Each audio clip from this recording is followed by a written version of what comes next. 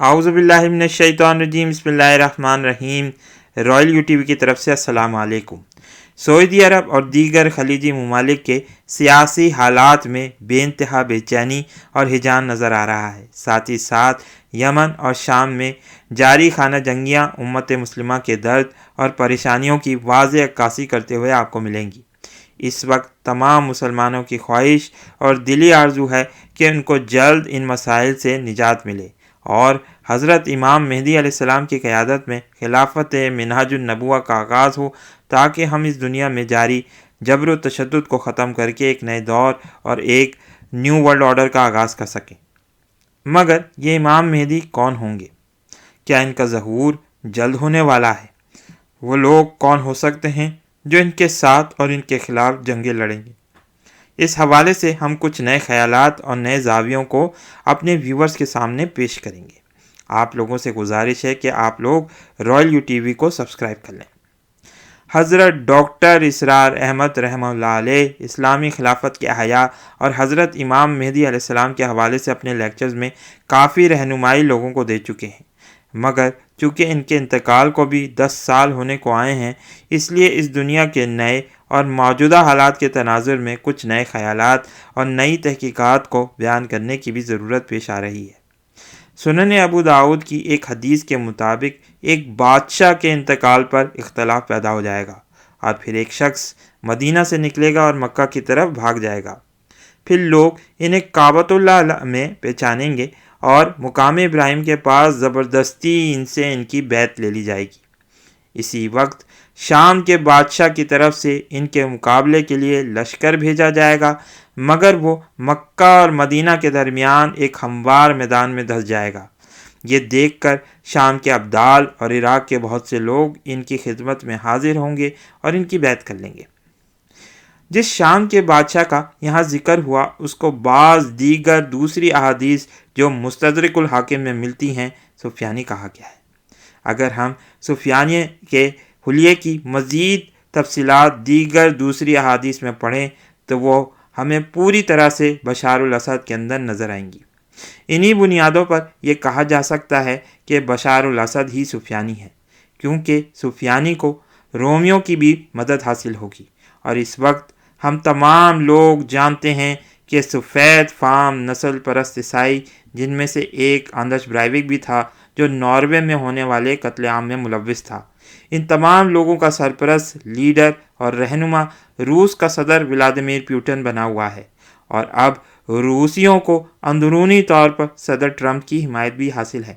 اور ریاست ہائے متحدہ امریکہ کے بکھرنے کے بعد اس کی بائبل بیلٹ میں موجود ریاستوں کا صدر ٹرمپ کی قیادت میں ولادیمیر پیوٹن کے ساتھ اتحاد، اور پھر احادیث میں جس ملحمۃ الکبریٰ اور رومیوں کی جنگ کی بات ہوئی ہے، وہ اب زیادہ دور کی بات نظر نہیں آتی۔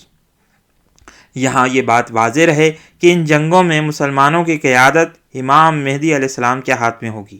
اور پھر بعد میں جب دجال کا خروج ہوگا تو ان کی روحانی اور فوجی مدد کے لیے حضرت عیسیٰ علیہ السلام کا نزول ہوگا، کیونکہ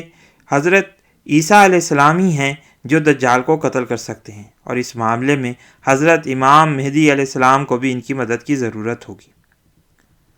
واضح رہے، یہاں ہم بخاری شریف کی اس حدیث کا ذکر کر رہے ہیں جس میں رومیوں کا 80 جھنڈوں کے تحت آنا اور ہر جھنڈے کے نیچے 12,000 کا لشکر ہونے کا بیان ہے، اور دیگر دوسری احادیث میں ان لشکروں کا مقام اماک میں قیام ہونا بیان کیا گیا ہے، جو اس وقت موجودہ ملک شام میں واقع ہے۔ سنن ابو داؤد کی ایک اور روایت میں اس طرح بیان ہوا ہے کہ رسول اکرم صلی اللہ علیہ وآلہ وسلم نے فرمایا کہ اگر دنیا کے فنا ہونے میں صرف ایک دن ہی باقی رہ جائے گا کہ خداوند تعالیٰ اس دن کو دراز کر دے گا،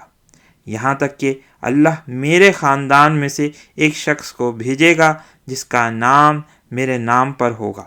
اور جس کے باپ کا نام میرے باپ کے نام پر ہوگا، وہ زمین کو عدل و انصاف سے ایسے ہی بھر دے گا جس طرح کہ وہ اس وقت سے پہلے ظلم و ستم سے بھری ہوئی ہوگی۔ اس حدیث کو عمومی طور پر علماء کرام نے خاص زاویہ سے دیکھا ہے اور مراد یہ لی ہے کہ چونکہ امام مہدی علیہ السلام اپنی زندگی کے ابتدائی ایام میں شاید ایک عام سے مسلمان ہوں گے اور اللہ تعالیٰ انہیں ایک مختصر عرصے میں اس مقام پر فائز کر دیں گے جو انہیں اس امت کا امام یعنی مہدی بنا دے گا، مگر اس بندہ فقیر کی ناچیز رائے میں یہ حدیث ایک اور بات کی طرف بھی شاید اشارہ کر رہی ہے۔ اگر تاریخ کے مضمون کو پڑھیں تو پھر آپ کو احساس ہوگا کہ آج سے قریباً 1000 برس پہلے تقریباً وہی حالات تھے جو آج مسلمانوں پر گزر رہے ہیں۔ واضح رہے کہ قرآن مجید میں اللہ تعالیٰ کے ایک دن کو اس دنیا کے 1000 برس کے برابر بتایا گیا ہے۔ اس لیے ہم ان بنیادوں پر کہہ سکتے ہیں کہ حضرت امام مہدی علیہ السلام کا ظہور بہت ہی قریب آ چکا ہے، اور یہ بہت ممکن ہے کہ وہ اس وقت اپنی عمر کے اس حصے میں داخل ہو چکے ہوں جہاں کچھ سالوں کے بعد انہیں مکہ مکرمہ میں ظاہر ہو کر اپنی ذمہ داریوں کو نبھانا پڑے گا۔ واللہ عالم بالصواب۔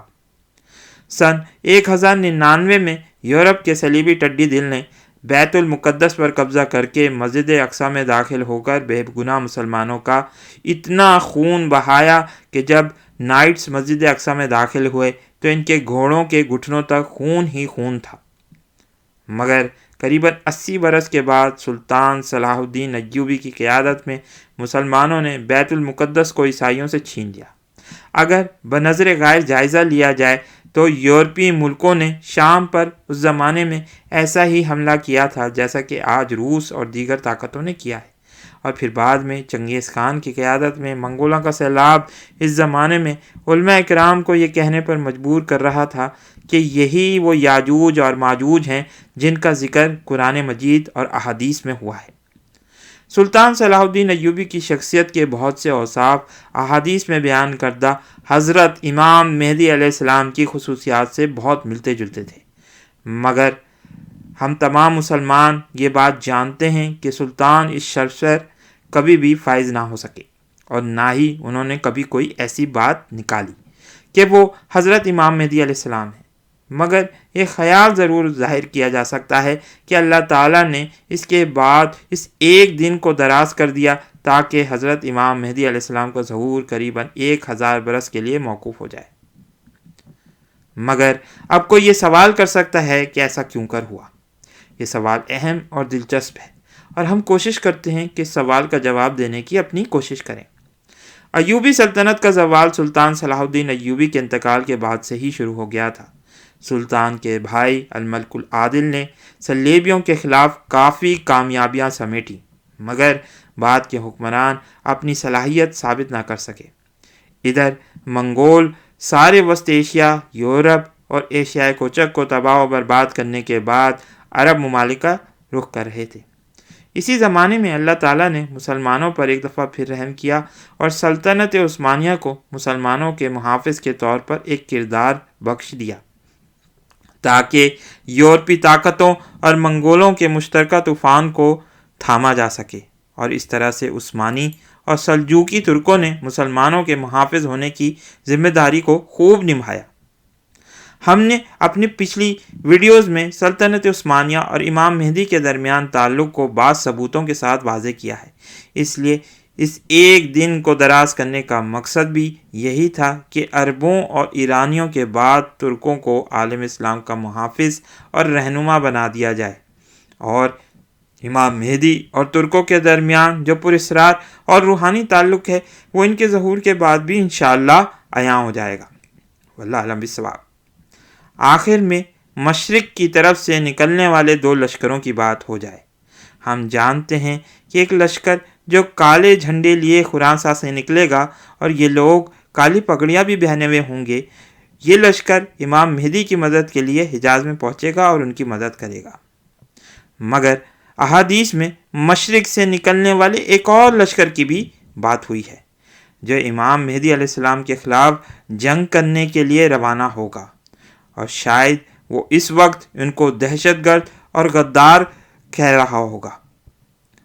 تاریخ کے تناظر میں ہم یہ بات جانتے ہیں کہ کن لوگوں نے سن 1857 میں انگریزی فوجوں کی مدد کی،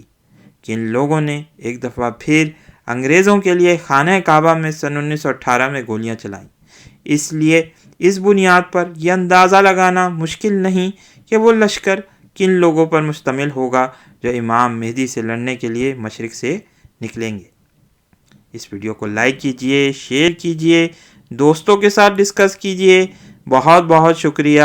السلام علیکم اور اللہ حافظ۔